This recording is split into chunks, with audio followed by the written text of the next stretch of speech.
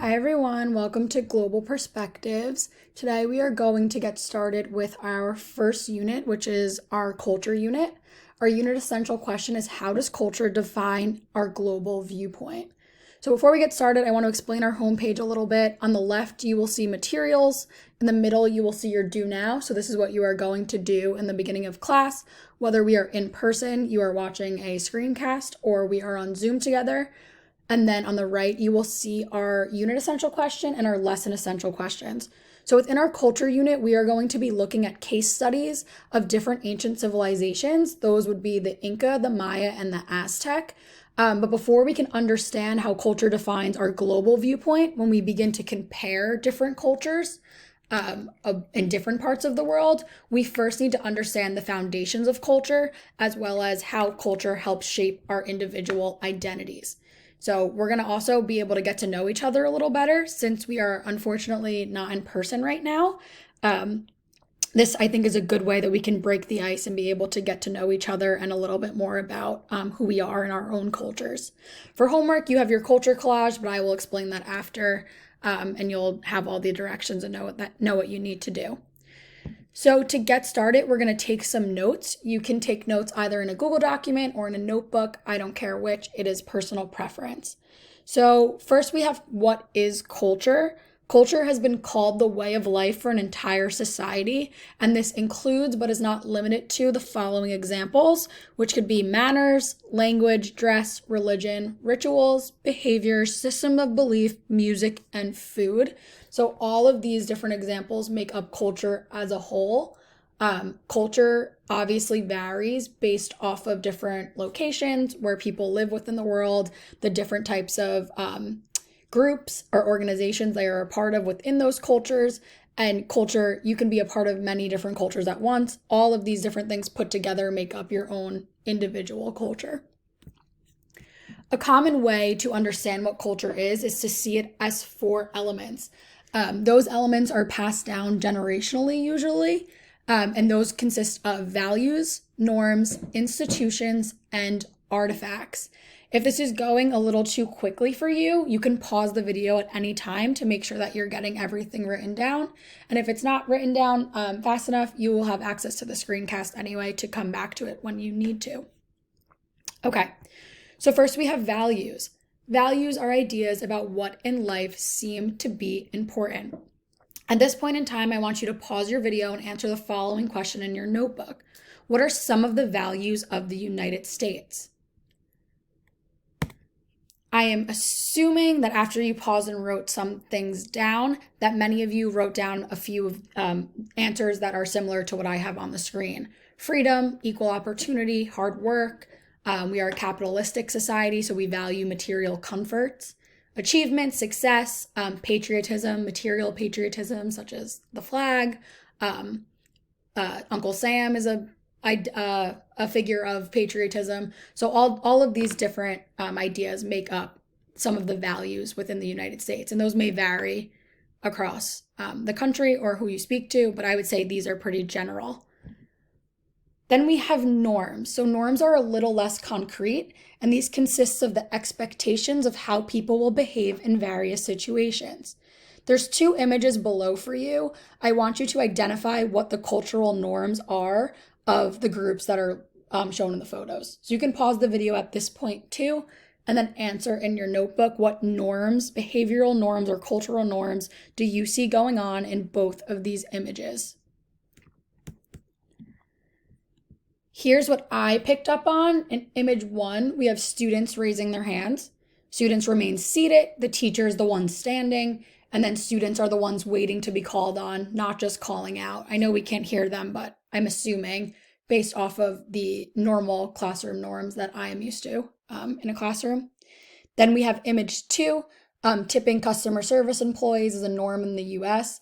This is not necessarily a norm if you travel outside of the country, but I think for us living here, seeing that money left on the tray would be a sign of tipping a customer service employee, which is a cultural norm of the United States. Next, we have institutions. So institutions are the structures of society within which values and norms are transmitted. Norms and values vary within different situations. So for example, and one of the institutions that you may be a part of is a sports team, and then another institution that you are a part of is school. The way in which the norms and values are presented in each of these institutions may be different. So you have different cultures within the different institutions you are a part of. So what institutions are you a part of? You can pause and create a list. I made a list for myself and I said school and work. That would be probably my biggest community. 2 is cycle bar. It is another, like my gym community. And then 3 would be a church community. Within these communities, I have different values and societal norms. Then we have 4 is artifacts. These are things or aspects of material culture derived from a culture's values and norms. I want you to identify 3 artifacts of culture of your choosing.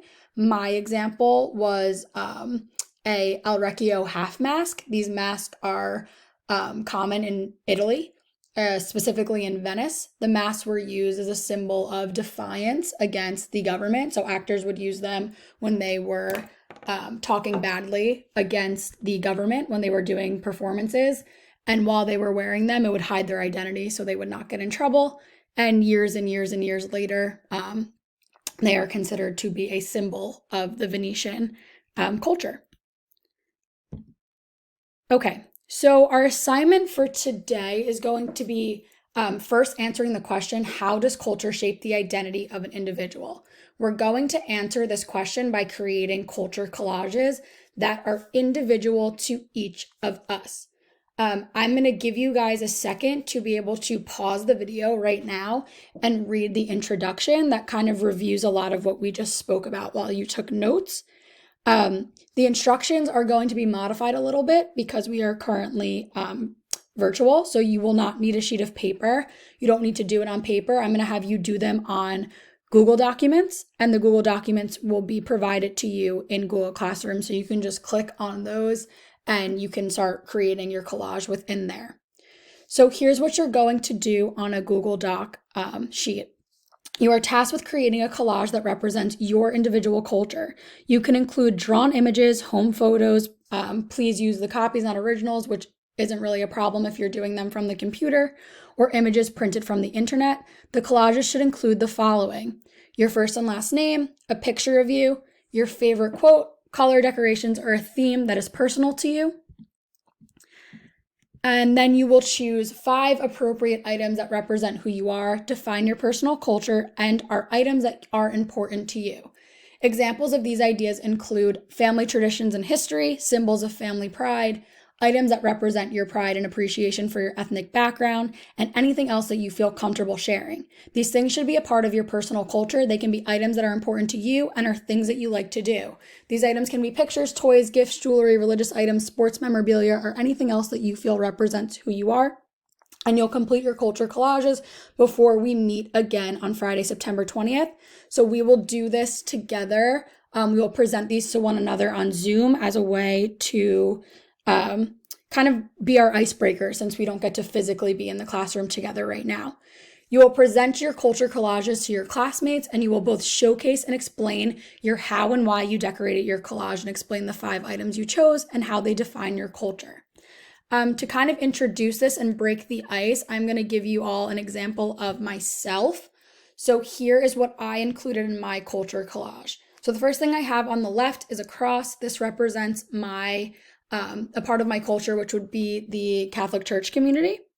Underneath that, you will see a flag that is a Sicilian flag. It is where my father was born and where my family is from. So being Sicilian is a big part of my culture because it is my ethnic background, and it shapes a lot of what I guess foods that I like to eat and symbols that represent my family. I also was a soccer player, so the sports memorabilia, the soccer ball, is something that is very important to me. I spent the majority of my life playing soccer. I have 2 foods on the bottom. We see pizza and pasta, which are very important to me and probably 2 of my most eaten foods. 2 of the institutions that I am a part of are Cycle Bar, and then the University of Maryland is where I went to college and graduate school, so that is a very important institution to me.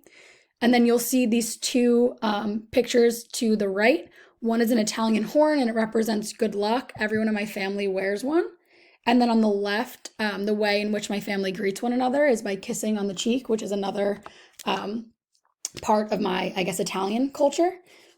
All of these things put together represent who I am as a whole.